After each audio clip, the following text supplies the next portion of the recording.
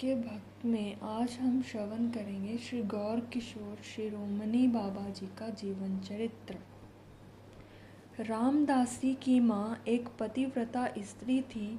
पति के देह त्याग के समय उन्होंने सती होने की इच्छा प्रकट की। स्वजनों ने उन्हें समझाया, सती होने में कितना कष्ट होता है बताकर डराया। उसी समय उन्होंने अपनी एक उंगली घी में डुबोकर दीपक की लौ पर रख दी। उंगली धक धक कर जलने लगी। उसे दिखाकर उन्होंने कहा, देखो मुझे कुछ भी कष्ट नहीं हो रहा है। तब पति की ज्वलंत चिता की 7 बार परिक्रमा कर वे उसमें कूद पड़ी। आज भी वह स्थान जहाँ वह सती हुई थी वर्धमान जिले में गुस्करा स्टेशन के निकट और ग्राम में सती डांगा नाम से प्रसिद्ध है। चितारोहण के पूर्व उन्होंने कहा था, रामदासी विवाह योग्य हो जाए तो उसका विवाह काटोवा तहसील के अंतर्गत चिताहाटी निवासी धन कृष्ण मुखोपाध्याय के पुत्र गौरचंद्र शिरोमणि से कर देना। रामदासी की उम्र उस समय 1.5 वर्ष की थी। गौरचंद्र भी बालक थे। पढ़ने लिखने से उनका कोई सारोकार नहीं था। यूं ही लीला मंडलियों की लीलाएं देखते सुनते इधर उधर डोला करते। फिर भी सती ने उन्हें अपनी कन्या के योग्य वर के रूप में वरण किया था। निश्चय ही उन्होंने अपने योग बल से उनके अंतर में छिपे एक सिद्ध महापुरुष को देख लिया था। उनकी इच्छा अनुसार रामदासी के विवाह योग्य होने पर उसका विवाह गौरचंद्र से कर दिया गया। 20 वर्ष की आयु तक गौरचंद्र की पुस्तकों से भेंट तक नहीं हुई। एक दिन एक ग्रामवासी ने कहा, गौर तुम अपने कुल का कलंक बनकर रह गया। बस उसी दिन से उन्हें पढ़ने की झटपटी लग गई। किसी पंडित से कुछ लिखना पढ़ना सीखने के पश्चात काटोवा में पंचानन तर्क रतन की टोल में भर्ती हो गए। कुछ दिन बाद काटोवा के गौरांगवाड़ा के सखी चरणदास पंडित बाबा के निकट अध्ययन कर भक्ति शास्त्र में पारंगत हो गए। फरीदपुर के श्री विनोदी लाल ठाकुर महाशय से श्री कृष्ण मंत्र में दीक्षा ली। तत्पश्चात काटोवा के श्री गौरांग प्रभु के नाट्य मंदिर में रहकर अध्यापन करने लगे। कुछ ही दिनों में एक महान पंडित के रूप में उनकी ख्याति चारों ओर फैल गई। महाप्रभु के मंदिर के सेवायत श्री बेनी माधव ठाकुर एक प्रसिद्ध महात्मा थे। उनके संग से शिरोमणि महाशय विशेष रूप से प्रभावित हुए। एक दिन महाप्रभु के मंदिर में बहुत से ब्रजवासी वैष्णव आकर ठहरे। उनकी सेवा का सुयोग पाकर बेनी माधव ठाकुर का हृदय आनंद से नाच उठा। उन्होंने गृहिणी से उनके भोगराग की अच्छी व्यवस्था करने को कहा। वह बोली, आज भोगराग के लिए घर में है ही क्या? आपने तो पहले ही वैष्णव सेवा के आवेश में सब खर्च कर दिया है। यह सुन ठाकुर चिंता में पड़ गए।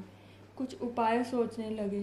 थोड़ी देर में शिरोमणि जी ने देखा कि उन्होंने अपने घर का एक दरवाज़ा निकाल लिया है और उसे सिर पर ढोकर वैष्णव सेवा के हेतु बाजार में बेचने जा रहे हैं।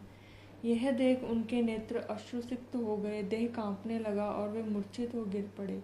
उस दिन उन्होंने वैष्णव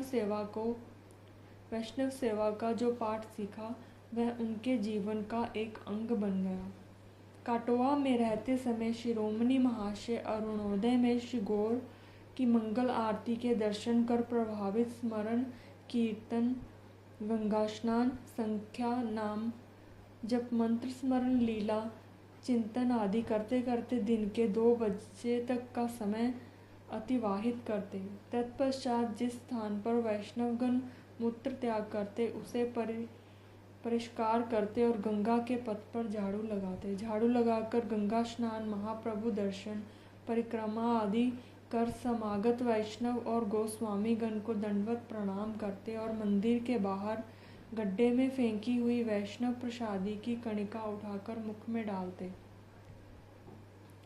तब 4 मुट्ठी चावल उबालकर उसमें सेंधा नमक डाल गिरधारी का भोग लगाकर प्रसाद ग्रहण करते। कोई कुछ कहता तो कहते मुझे इसके अतिरिक्त और किसी प्रकार का प्रसाद सहन नहीं होता। इसी बहाने जब उन्हें कहीं कोई निमंत्रण देता तो फेंके हुए वैष्णव उच्छिष्ट में से कनिका लेकर उस निमंत्रण की रक्षा करते। तीसरे प्रहर छात्रों को लेकर अध्यापन करते, प्रतिदिन जिस विषय का वर्णन करते, अंत में उसका श्री गौरांग में पर्यवसान और समन्वय दिखाते हुए पाठ पूर्ण करते। एक रहस्य की बात यह है कि पाठ के समय उनके पास बैठे रहते प्रसन्न मुद्रा में एक वृद्ध अनपढ़ अति सरल हृदय के विदूषक जैसे महानुभाव, उन्हें लोग खेपा ठाकुर कहकर पुकारा करते। वे उनके पत्रवाहक का कार्य करते पर लोगों से कहते शिरोमणि मेरा छात्र है। कभी कभी वे उनकी भर्त्सना भी करते, फिर भी शिरोमणि जी को उनके सानिध्य से सुख मिलता और उन्हें शिरोमणि जी के सानिध्य से। काटोआ में शिरोमणि महाशय की एक प्रसिद्धि गोष्ठी थी। श्री विनोदी ठाकुर तो उसके एक प्रमुख सदस्य थे ही। डाका के उथली ग्राम निवासी अद्वैत वंशी श्री वृंदावन चंद गोस्वामी प्रभु और उनके बड़े भाई जगत बंधु प्रभु भी गृह त्याग कर और श्री किशोरदास बाबाजी महाराज से वेश ग्रहण कर उनकी गोष्ठी में सम्मिलित हो गए। ये लोग पाठ कीर्तन और इष्ट गोष्ठी द्वारा परमानंद लाभ करते। एक बार जगत बंधु प्रभु के अनुरोध से शिरोमणि महाशय ने 35 दिन तक नित्य 3 घंटे पाठ कर जन्माध्यस्य श्लोक की गौर पक्ष से सामंजस्य रखते हुए बड़ी अद्भुत व्याख्या की। उसे सुन प्रभुपाद ने कहा, पाठ सुनकर धन्य हुआ। तुम्हारे ऊपर 6 गोस्वामियों की पूर्ण कृपा है, इसमें तनिक भी संदेह नहीं। एक ब्राह्मण जमींदार के आग्रह पर एक बार शिरोमणि महाशय को 1 मास के भागवत पाठ के लिए वर्धमान के निकटवर्ती बातों ग्राम में सदलबल जाना पड़ा। वहां जाकर उन्हें पता चला कि इस ग्राम में विष्णु मंदिर या शालिग्राम की सेवा नहीं है। उसी समय उन्होंने जमींदार को बुलाकर कहा, जिस ग्राम में विष्णु की अर्चा पूजा नहीं, उसमें मैं जल भी ग्रहण नहीं करता। शीघ्र वहां से लौटने की तैयारी करने लगे। इतने वैष्णवों के गांव से भूखे लौटने पर गांव के अनिष्ट होने के भय से गांव के सभी लोगों ने अनुनय विनय कर उन्हें रोकने की बहुत चेष्टा की, पर उन्होंने एक ना सुनी। तब जमींदार ने एक अश्वारोही को 10 मील दूर किसी गांव में भेजकर किसी परिचित व्यक्ति के यहाँ से शालग्राम मंगवाकर उनकी सेवा करवाई। शिरोमणि महाशय को उनका प्रसाद ग्रहण कर पाठ करने को राजी किया। एक बार मुर्शिदाबाद जिले के कारग्राम के तांत्रिक ब्राह्मण शिरोमणि महाशय को उनकी वैष्णवता की परीक्षा करने के उद्देश्य से या उनका मखौल उड़ाने के उद्देश्य से भागवत पाठ के बहाने अपने गांव ले गए। 2-4 दिन के पाठ के पश्चात उन्होंने विष्णु मंदिर के पास पाठ के स्थान पर काली पूजा के लिए पशु बलि का आयोजन किया। काली पूजा के पश्चात जब पशु बलि देना प्रारंभ किया तो प्रत्येक बार पशु पर 2 आघात करना पड़ा। इससे अनिष्ट की आशंका कर उन्होंने देवी की शरण ली। देवी ने स्वप्न में पुजारी से कहा, तुमने विष्णु भक्त का अपमान किया है, मैं तुम्हारा सर्वनाश करूंगी। तब ब्राह्मणों ने शिरोमणि महाशय के पास जाकर अपने कृत्य के लिए क्षमा मांगते हुए रक्षा का कुछ उपाय करने की प्रार्थना की। शिरोमणि महाशय ने उन्हें गंगा स्नान कर हरिनाम ग्रहण करने का आदेश दिया। ब्राह्मणों ने बिना कुछ और सोचे विचारे गंगा स्नान किया और शिरोमणि महाशय से नाम ग्रहण कर देवी को प्रसन्न किया। कुछ दिन बाद शिरोमणि महाशय सब परिवार वृंदावन चले गए। वहाँ केशी घाट में स्थित एक मकान में, जिसे आज भी लोग शिरोमणि कुंज के नाम से पुकारते हैं, गिरिराज की सेवा लेकर रहने लगे। उनके वृंदावन आने के पूर्व एक घटना घटी, जिसका विवरण श्री कुलदानंद ब्रह्मचारी ने सद्गुरु संग नामक ग्रंथ के अद्वितीय खंड में इस प्रकार दिया है। शिरोमणि महाशय एक प्रवीण पंडित थे। षड्दर्शन, स्मृति और पुराण आदि में उनकी विशेष ख्याति थी। एक दिन एक ब्राह्मण के घर वे श्रीमद् भागवत का पाठ सुनने लगे। बहुत से गणमान्य ब्राह्मण पंडित उस सभा में उपस्थित थे। भक्त पाठक ने भागवत पाठ के पूर्व गौर वंदना की। उसे सुन शिरोमणि महाशय ने पाठक से कहा, यह कैसा भागवत पाठ? आप भागवत खोलकर देखते हुए गौर वंदना क्यों पढ़ रहे हैं? ब्राह्मण पंडितों की सभा में शालिग्राम को सामने रख भागवत की यह मिथ्या आवृत्ति क्यों? भक्त पाठक ने कर जोड़कर कहा, प्रभु, मैं भागवत का ही पाठ कर रहा हूँ। जो मैं उच्चारण कर रहा हूँ वह समस्त भागवत में लिखा है। शिरोमणि तब पाठक के निकट जाकर बोले, दिखाइए तो अनर्पित चरी श्लोक भागवत में कहाँ लिखा है? पाठक ने लाइनों के बीच सादी जगह को दिखलाते हुए कहा, यह देखिए। शिरोमणि ने कहा, यहाँ तो कुछ नहीं लिखा है। पाठक बोले, आप में दृष्टि शक्ति ही नहीं तो कैसे देखेंगे? आंखें साफ करके देखिए ना। शिरोमणि महाशय ने गुस्से में भरकर कहा, आप शालग्राम सामने रख भागवत स्पर्श करते हुए इतने पंडितों के सामने इतना झूठ बोल रहे हैं। तब पाठक जोर से बोले, चुप रहिए। मैं इस ब्राह्मण समाज में शालिग्राम को साक्षी कर कहता हूँ कि मैं सच कह रहा हूँ। भागवत में प्रति 2 लाइनों के बीच गौर वंदना लिखी है। मैं उसे स्पष्ट देख रहा हूँ। आपको नहीं दिखता तो आप किसी सिद्ध महात्मा से दीक्षा लेकर आएँ। 7 दिन तक मैं जिन नियमों को कहूँ उनका पालन करें। 8वें दिन यहाँ आएँ। तब भी यदि मैं भागवत के बीच बीच में गौर वंदना ना दिखा सकूँ तो अपनी जीवा काट दूंगा। यह मैं सबके सामने शपथ लेकर कहता हूँ। शिरोमणि महाशय ने ऐसा ही किया। उन्होंने सिद्ध श्री चैतन्यदास बाबा जी से दीक्षा ली। 7 दिन तक पाठक के बताए नियमों का पालन किया। 8वें दिन उनके पास जाकर भागवत देखी तो उन्हें स्पष्ट 2 लाइनों के बीच स्वर्ण अक्षरों में गौर वंदना लिखी दिखी। उनके नेत्रों से अश्रुधारा प्रवाहित होने लगी। वे रोते रोते अस्थिर हो गए और भूमि पर लोटपोट होने लगे। उसी समय सब छोड़कर वृंदावन चले गए। तभी से वहाँ रह रहे हैं। वे महातेजस्वी हैं। उनके जैसा दूसरा व्यक्ति इस समय वृंदावन में नहीं है। वृंदावन में शिरोमणि महाशय अपराह्न में छात्रों को श्रीमद् भागवत पढ़ाया करते। एक दिन वे चतुर्थ स्कंद के दक्ष यज्ञ के प्रसंग का वर्णन कर रहे थे। एक छात्र ने प्रश्न किया, सती जी ने किस प्रकार योग बल से अपना शरीर भस्मीभूत कर दिया?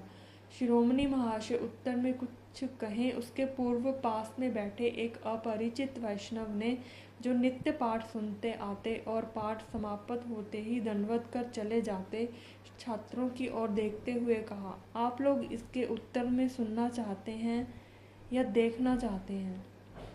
छात्रों ने कहा, देखने को मिले तो सुनना क्यों चाहेंगे? तो देखिए, कह वे उत्तर दिशा की ओर मुख कर आसन लगा बैठ गए और जय गौरांग कह ध्यानस्थ हो गए।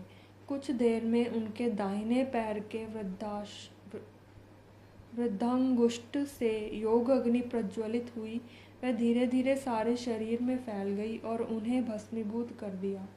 शिरोमणि महाशय चीख पड़े, हाँ, कैसा सर्वनाश!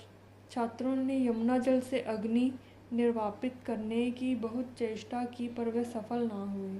शिरोमणि महाशय नित्य प्रातः सर्वप्रथम बेहतरानी को माँ कहकर संबोधन करते हुए प्रणाम करते। शिष्यों के प्रश्न करने पर कहते, जानते नहीं ये मेरी माँ है। शिशुकाल से मैं इनका ऋणी हूँ। तभी से ये मेरा मल मूत्र परिष्कार करती आ रही हैं, अब भी कर रही हैं। मात्र रूप से ये मेरी जैसी सेवा करती हैं, उसे देख मेरा हृदय भर आता है, इसलिए इन्हें प्रणाम करता हूँ। वृंदावन में देश विदेशों से आए गोविंद दर्शनार्थी यात्रियों को भी शिरोमणि साष्टांग प्रणाम करते। उन्हें प्रणाम करने के संबंध में जब कोई शिष्य पूछता तो कहते, अरे इन महाभाग्यवान यात्रियों के मर्म को तू क्या जाने? तुम लोग वृंदावन में रहते हो, नित्य यमुना स्नान करते हो, तुम्हारे भाव भक्ति सूत्र में गांठ पड़ गई है। यह यात्री बहुत दूर रहते हैं। कोई श्रीहट्ट, कोई डाका, कोई मुल्तान, कोई मद्रास। गोविंद के भाव में विभावित हो श्री वृंदावन धाम के दर्शन करने ये ना जाने कितना कष्ट उठाकर आते हैं। ऐसा सुंदर साधु संग, ऐसे गोविंद विभावित देह, मन, प्राण और कहाँ मिलेंगे। इसलिए मैं भक्तिपूर्वक इन्हें प्रणाम करता हूँ और सोचता हूँ कि कब इनके समान मेरे देह, मन, प्राण भी गोविंद भाव में विभावित होंगे। शिरोमणि महाशय के पास रास्ता चलना बहुत मुश्किल होता। शिरोमणि महाशय के साथ रास्ता चलना बहुत मुश्किल होता। वे रास्ते में गायें, बैल, बिल्ली, बंदर, कुत्ता, स्त्री, पुरुष और विग्रह आदि को समान भाव से दंडवत करते चलते। किसी की मजाल थी जो उनके चरण स्पर्श कर सकता या उनके देखते उन्हें दूर से ही पहले प्रणाम कर सकता। एक दिन श्री विजय कृष्ण गोस्वामी पाद के शिष्य श्रीधर उनके दर्शन करने गए। उस समय वे निद्रित थे। उसी अवस्था में उन्होंने उनके चरणों के निकट प्रणाम किया। प्रणाम कर जैसे ही उठे, उन्होंने देखा कि उनके चरण निद्रित अवस्था में ही अपने आप दूसरी ओर मुड़ गए। उन्होंने फिर दूसरी ओर जाकर कुछ दूर से चरणों में प्रणाम किया। इस बार भी चरण अपने आप दूसरी तरफ मुड़ गए। इस प्रकार 3 बार श्रीधर जी ने उन्हें प्रणाम किया। तीनों बार निद्रित अवस्था में ही उनके चरण दूसरी ओर मुड़ गए।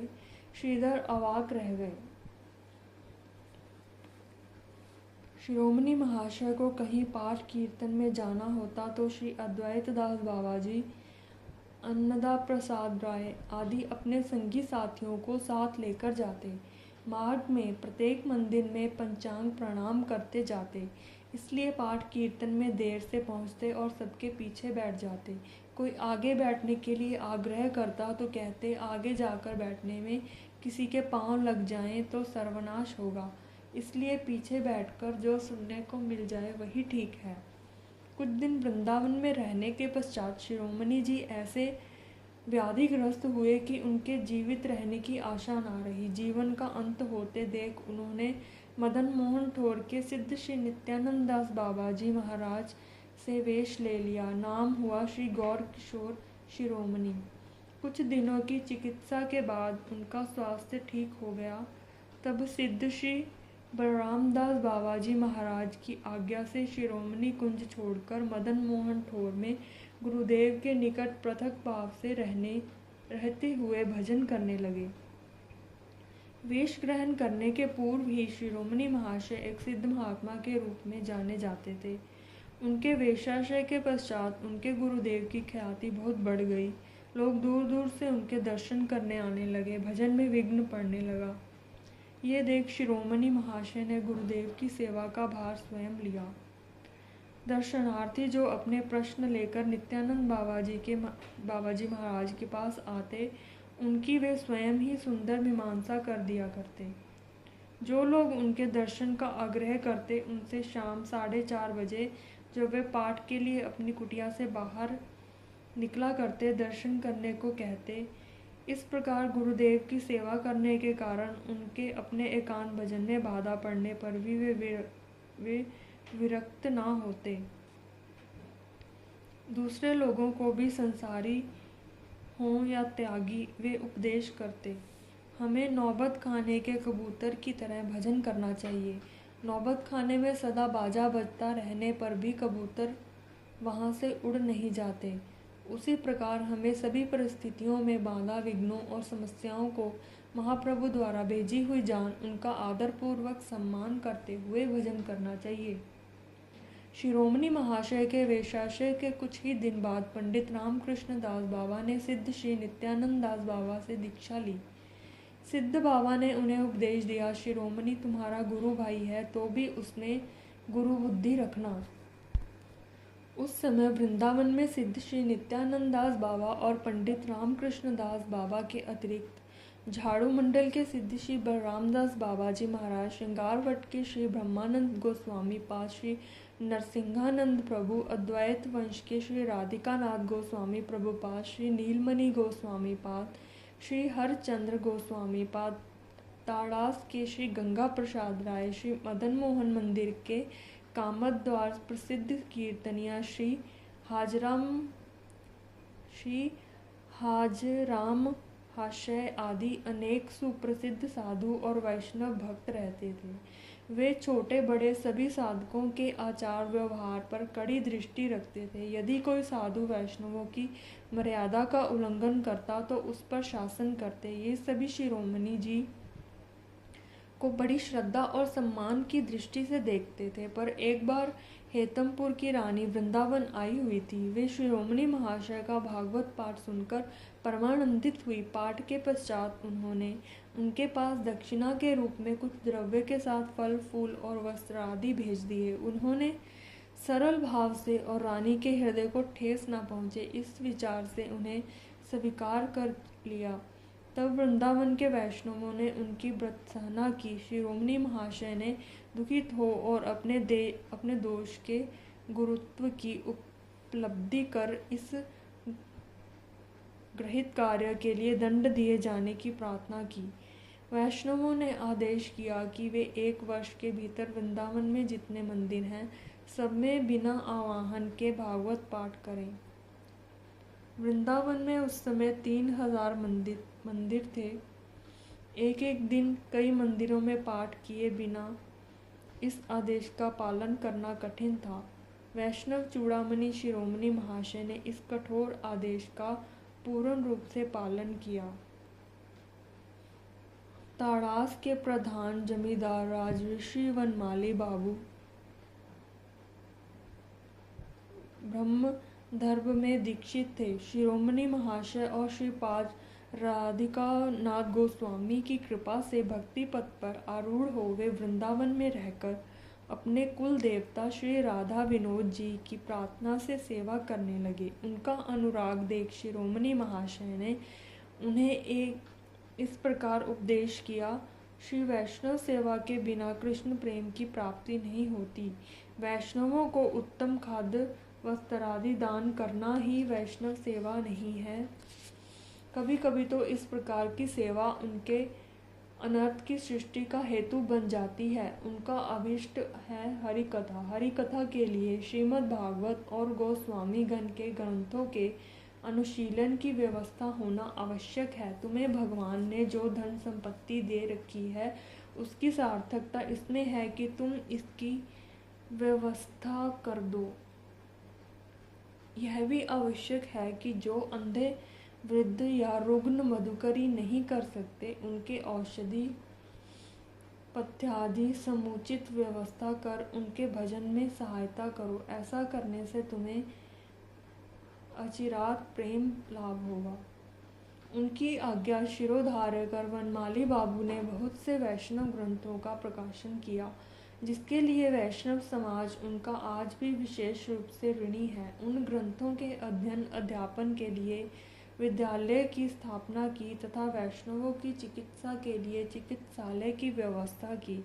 शिरोमणि महाशय कभी कभी अपनी कुटिया पर वैष्णवों को आमंत्रित कर उन्हें प्रसाद सेवन कराते। एक बार निमंत्रित वैष्णवों ने एक वैष्णव के उनकी पंक्ति में बैठने पर आपत्ति की क्योंकि उसने कोई घृणित कार्य किया था। शिरोमणि जी ने उन्हें समझाते हुए कहा, देखिए, माना कि इन्होंने कोई अन्याय आचरण किया है, पर उसके लिए आप इस पर इतना शासन कर रहे हैं। मैंने अपने जीवन में कितना अन्याय आचरण किया है उसके लिए आप मुझसे कुछ नहीं कहते। इतना क्या, उन्होंने अपने जीवन में जो अनुचित कार्य किए थे उन्हें निष्कपट भाव से सबको सुनाने लगे। तब वैष्णव ने अपनी आपत्ति उठा ली। जिसके विरुद्ध आपत्ति की गई थी वे भी आगे के लिए सावधान हो गए। शिरोमणि महाशय का हृदय कलश गौर प्रेम से इतना परिपूर्ण था कि किसी के तनिक सा भी हिलाने डुलाने से उथल पड़ता था। एक बार किसी वैष्णव ने उनसे पूछा, भक्ति लाभ करने का उपाय क्या है। उन्होंने उत्तर में भक्ति के विषय में कुछ कहने की जैसे ही चेष्टा की, वैसे ही नेत्रों से अश्रुधार बहने लगी। कंठ गदगद हो गया और शरीर में पुलक हो आया। बहुत रोकथाम के पश्चात वे बोले, श्री गौरांग महाप्रभु का चरण आश्रय करने के अतिरिक्त भक्ति लाभ करने का कोई और उपाय नहीं है। इस कलयुग में श्री गौरांग ही हैं एकमात्र प्रेम दाता। उनके चरणों का आश्रय लो, भक्ति का अभाव दूर होगा।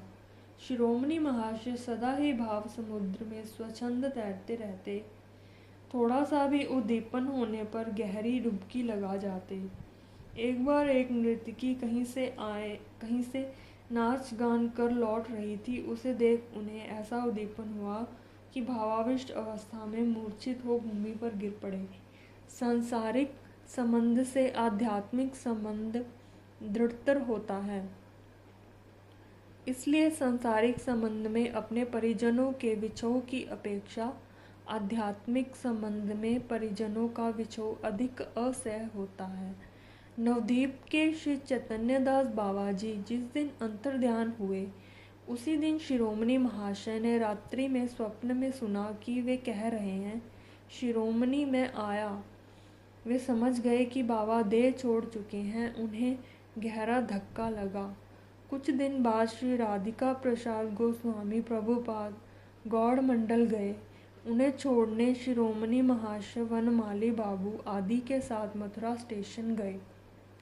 गाड़ी ने जैसे ही सीटी दी, शिरोमणि महाशय रोते रोते प्लेटफॉर्म पर ही गिर पड़े। कदाचित श्री चैतन्य दास बाबा और श्री राधिकानाथ गोस्वामी प्रभु का वियोग शिरोमणि महाशय को इतना असह्य हुआ कि श्री राधिकानाथ गोस्वामी प्रभु के वृंदावन से चले जाने के 4-5 दिन बाद ही उन्होंने संसार से पलायन किया। जय जय श्री राधे श्याम।